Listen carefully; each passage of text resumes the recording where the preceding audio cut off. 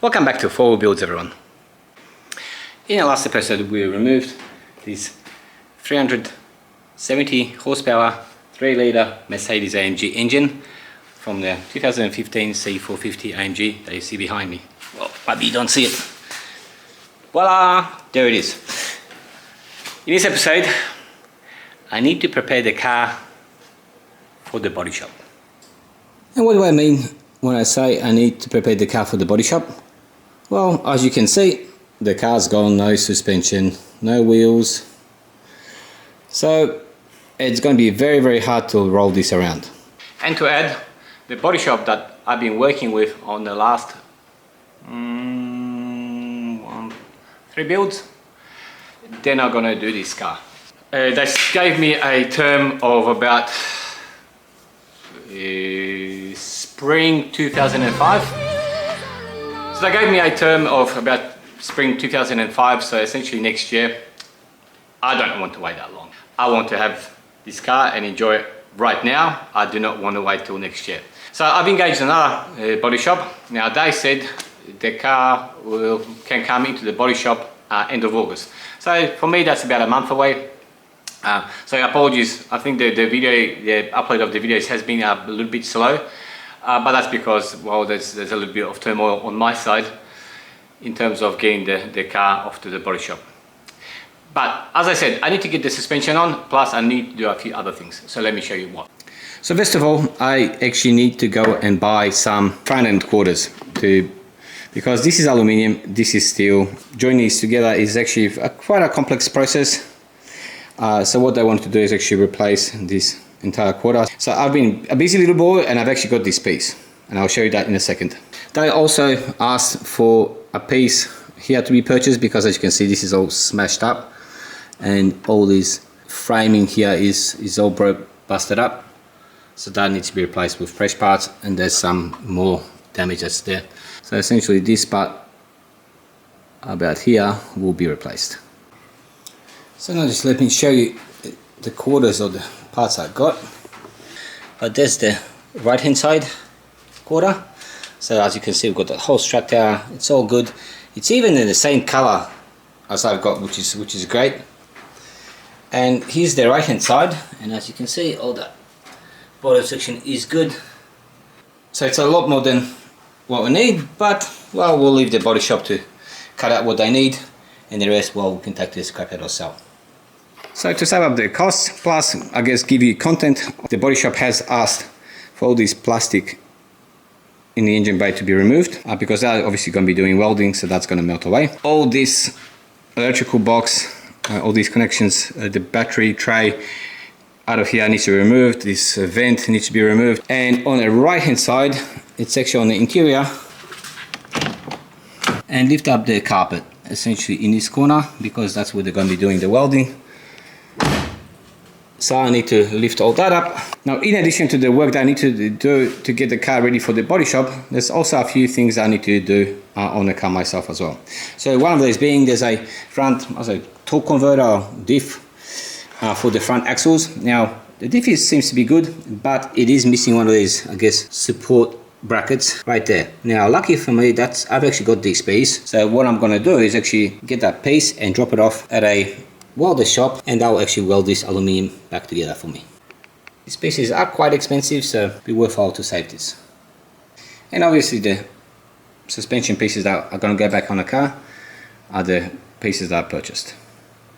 And I'm hoping by the end of the day we'll be able to get this car dropped onto all its 4 wheels. Now the only thing is, I need to find the nuts and bolts in this mess to this thing, which is going to be a bit of a struggle. No, well, no it isn't, because I've been quite smart and I've been putting things away into boxes and also individual bags, which I've been tagging, so I know where things are. So I should be able, well, keeping my fingers crossed, should be able to find these relatively easily. The next thing is maybe see if I can get some of this mess cleaned up, because there has been a lot of parts that came off this car. Some parts need to be thrown out. These are the replacement parts, but in certain cases there are brackets and things that need to be changed over, so I'll change these things over so I can get rid of all this old crap, get it put away, so I can take it to the scrapyard.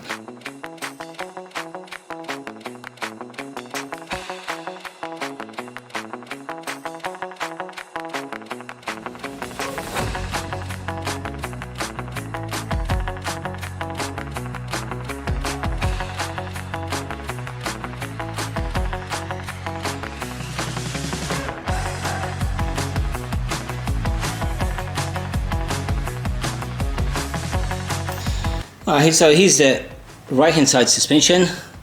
Now these are actually quite heavy, so what I'll do is actually remove the brake caliper and the actual disc, put them away for safekeeping, and just get the suspension installed. Once the suspension is installed, I can put the rotor back. I don't think we'll need the brakes for the time being anyway. Okay, I've removed the caliper plus the disc from the front suspension. So now what I need to do is actually try to get this strut up into there and get some nuts to hold it in place.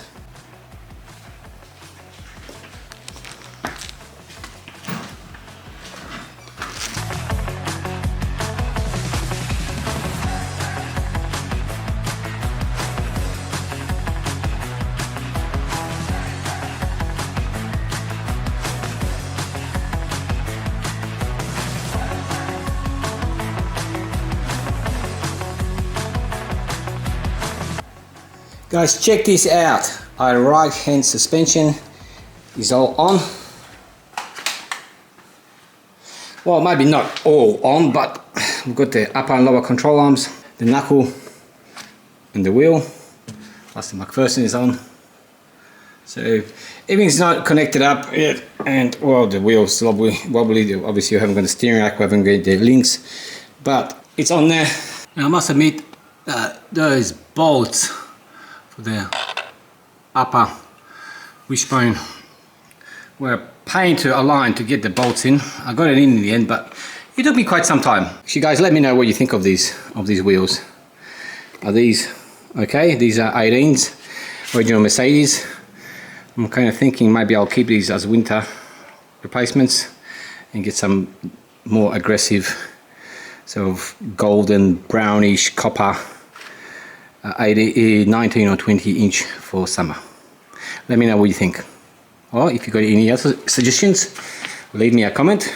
So now we're going to repeat the same on the left hand side, and as with the right hand side, I'll take this caliper and the disc off, plus I'll take all this cabling off. It just gets in the way and we don't actually need it at this point in time anyway. So let's get that done, prepared, and let's hang it up there.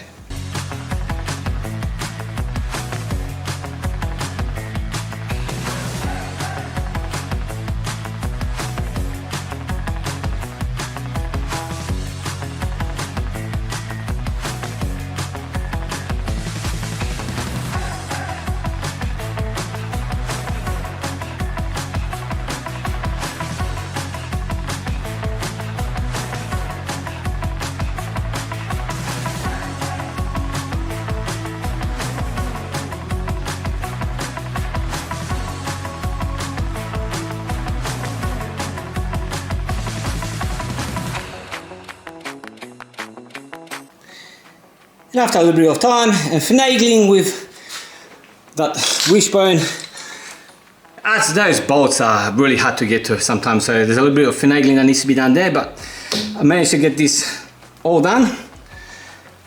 So now we've got the left hand side done as well. Now on the right, I've actually gone back and taken the wheel off and the disc, because I actually ended up finding that the correct bolt for this lower control arm. So I've been able to swap that out.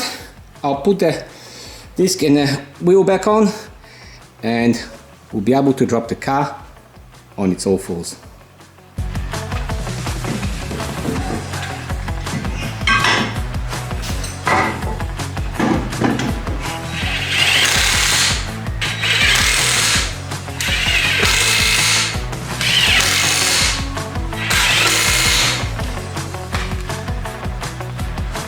So let's get all the crap from underneath the car, and let's lower this baby down on all its fours.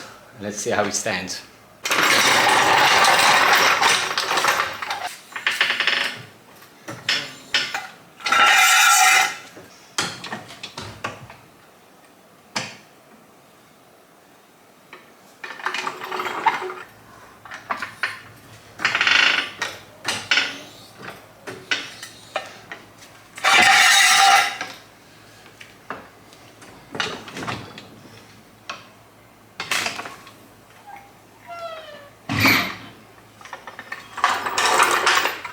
As you can see, for the first time since I bought this car, it's now standing up its own 4 feet, or its own 4 wheels I should say,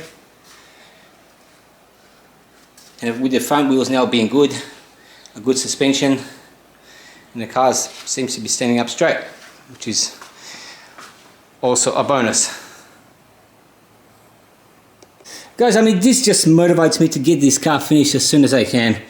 Seeing it in this position, I'd love for the front to be fixed up and for me to now be able to reinstall the engine and start putting all the components back together, back to its former glory, so it can go out onto the road. But for the time being, I guess let's continue on with doing some of the other work on the car. So this is comparing the pipes and numbers is all the same. So this is a replacement. This can go to scrapyard. It is aluminium, so it's probably worth a few quid. And the only other thing is this pipe. As you can see, it's got a few bends here, so we've got to get that straightened out.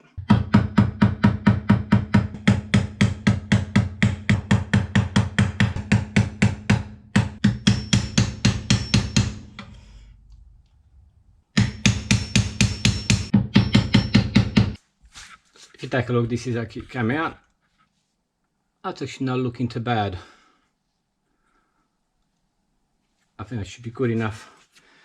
There's quite a bit of tolerance where this actually holds, so I think we should be good there. Well, this pipe is good. The flange is nice and straight. There's no issues there. Maybe just a little bit one there. I'll straighten that out. But the only thing we need to do is actually just remove this bracket that's being held here.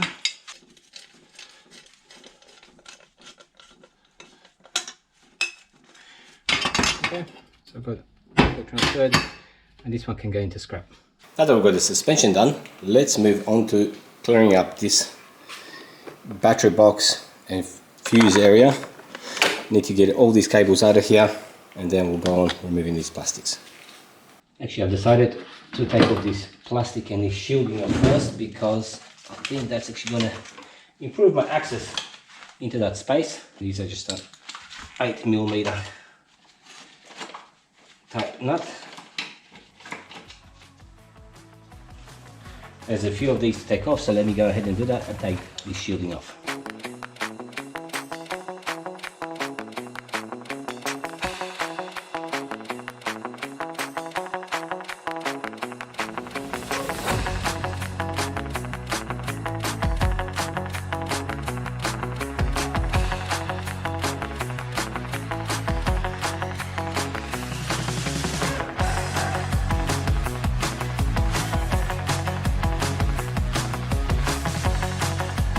The parts costs on this car are really starting to sum up.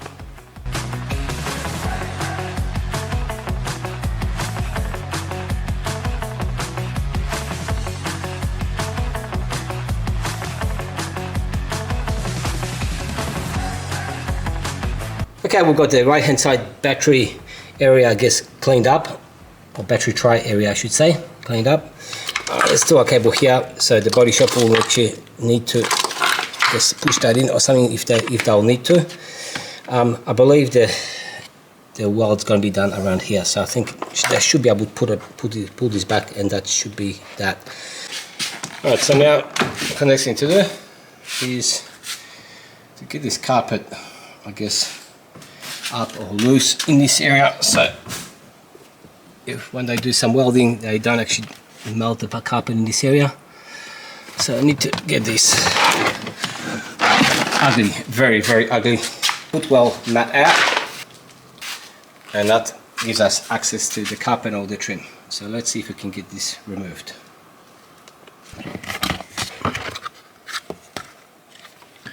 Oh, this trim piece comes up quite easily in a Mercedes. There's a couple T20s that need to be undone,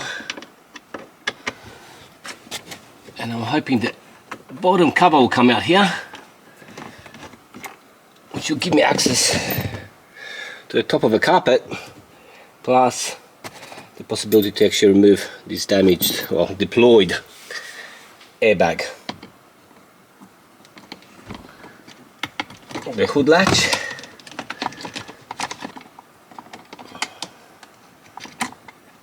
The B2 port needs to come out as well. There's this plastic slide bit, as you can see here, in there a little bit and haul out. It's time for the driver side knee airbag, and that's held in place by, I believe, 1, 2, 3, 4 T25 nuts or bolts.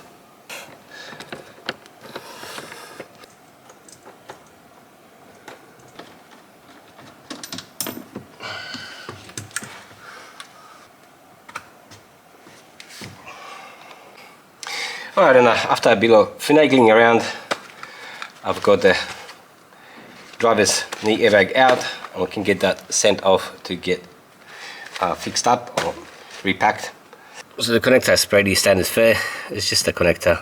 It's got this orange tab which needs to be popped up first, and then the connector comes off. Now the only thing I believe now that's holding the carpet is that accelerator pedal, so I think I need to just get that undone and we should be good to go after that.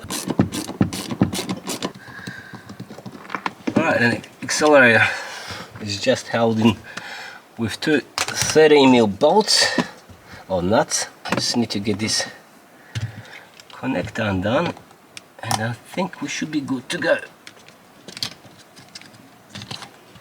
That should now allow us to get this carpet gets moved out of the way.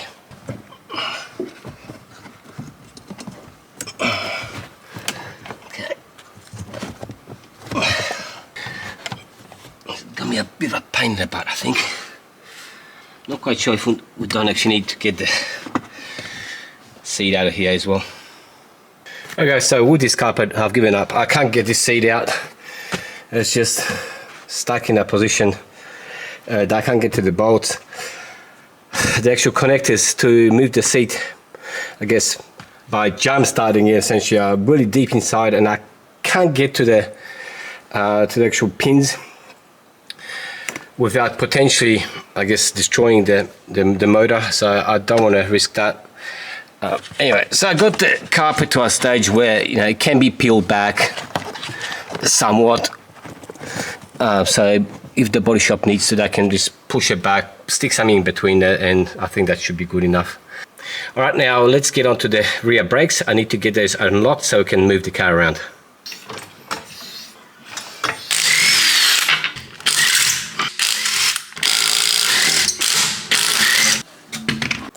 With the wheel taken off, we can now see the brake caliper disc and the automatic e-brake. And there's the actual e-brake connector, so we need to get this undone.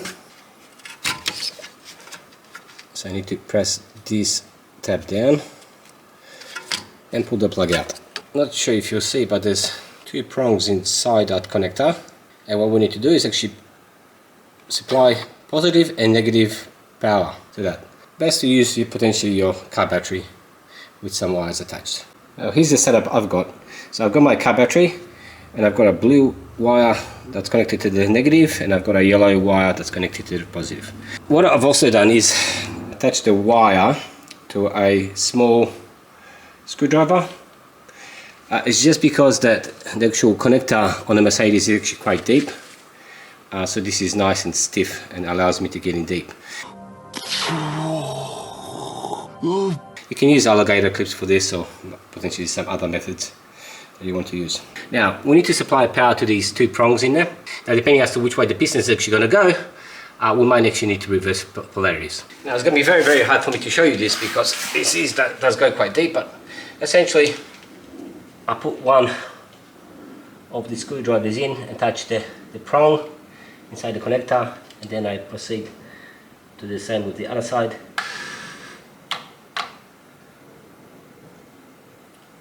Okay, so that's finished. So I believe that section now fully closed. So now I've reversed polarity. So now where I had the positive before, I'm now going to connect the negative, and vice versa.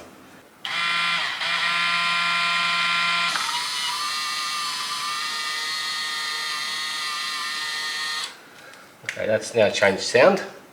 So I believe that should now be open. My car has been standing around a wee while, so it will need some help.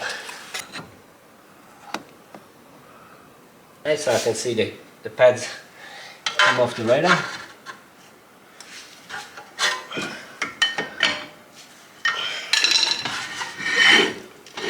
And there you go. The electronic e-brake has been released. So now just make sure you reconnect your connector cable, and now we can put the wheel back on.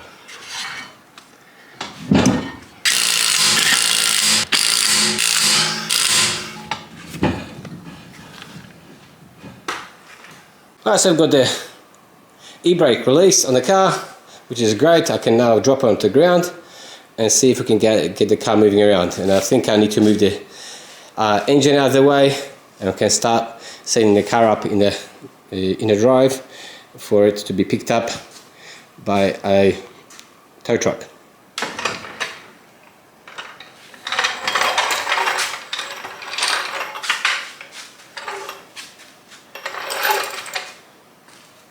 Alright, it is the very next day here in the 4Wheel Builds workshop, and let's see if we can get this bloody seat moved so I can take it out, so I can take out the front carpet and get the car finalized for the body shop. So guys, what we're looking at here is actually under the driver's seat, and as you can see is the motor, I believe, that runs the actual back and forth motion, and the connector is sort of pointing that way. So when I unplug it, I can still see the actual two connectors there.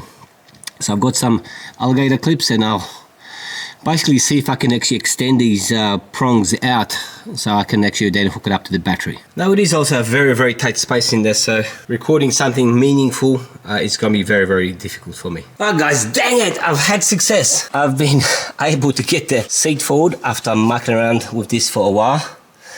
So let me get these two rear bolts undone, and then I'll move the seat back and I'll get the two front ones undone. And that hopefully will enable us to get this seat out. Damn it, though, I'm ecstatic. I've been at this for quite some time. Alright, I'll be able to get the two rear seat bolts undone. So let me just go and reverse the polarities on the battery. And that now should enable me with the same setup to move the seat back.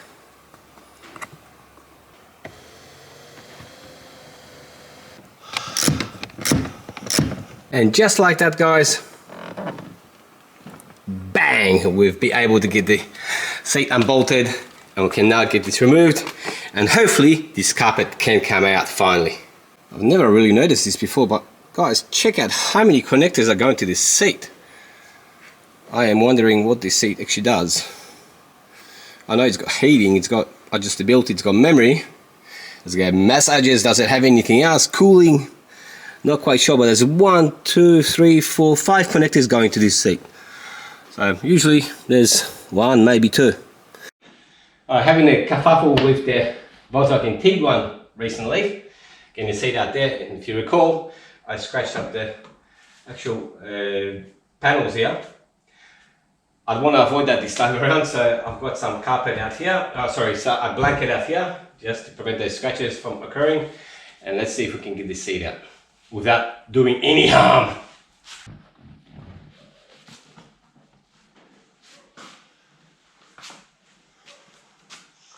Any good old 4Wheel Build station, I'll be able to score some funds, a return on the car. So I think there's 10 Swiss cents, francs, whatever they use.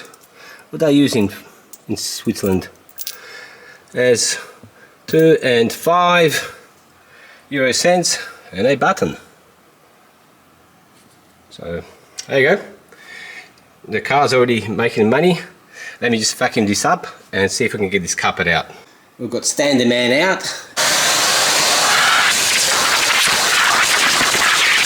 Alright, Stand the Man done a quick job of the vacuuming up, and hopefully that should now just enable us to get this carpet lifted up and out of the car.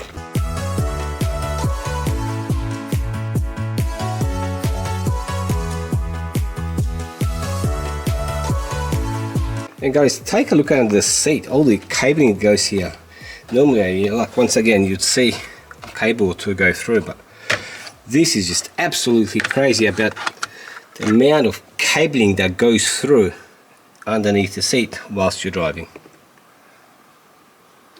Anyway, now let's get onto the other side, get the door open and get that mirror off. Next thing I need to do, guys, is just take off this mirror, because as you can see, the indicator is, the lens is broken, plus the actual bottom of the mirror is broken and needs to be changed over. So I'll probably need to pull this whole mirror apart and change these parts out. Now the actual, I can buy the entire mirror, but they're really expensive because they've got the 360 camera in there, so they're really expensive. But I can buy the plastic quite cheaply, so it's probably best if I just buy the plastic and get everything changed over, because I mean my cover is good, obviously the indicator lens I'll need to buy, and the actual mirror is good as well. Alright, so we'll need to take the door card off, and to start off the door card, so you need to get a T30 in there and also a T30 in there, if you can see there, hold there.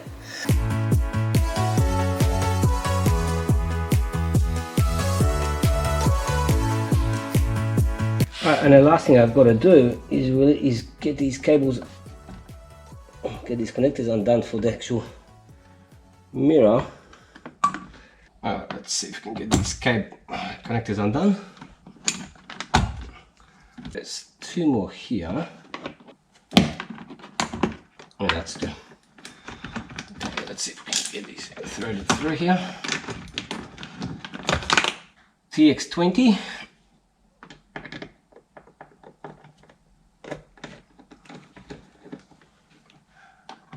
Bolts, and we should have the mirror off.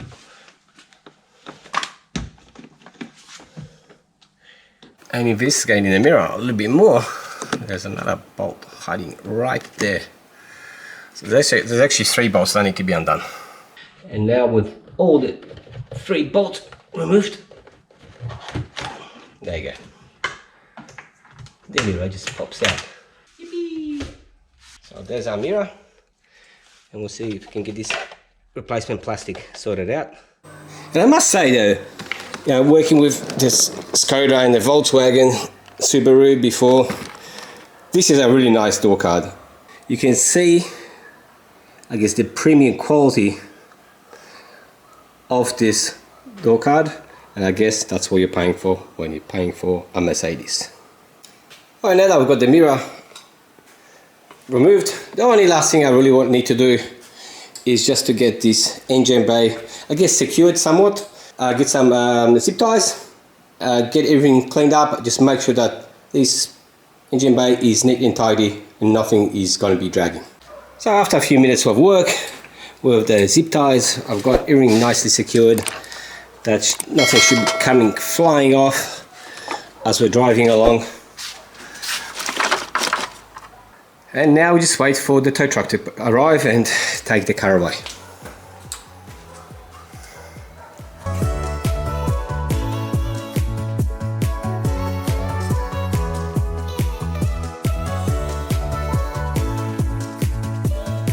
And just like that, the car is gone to the body shop.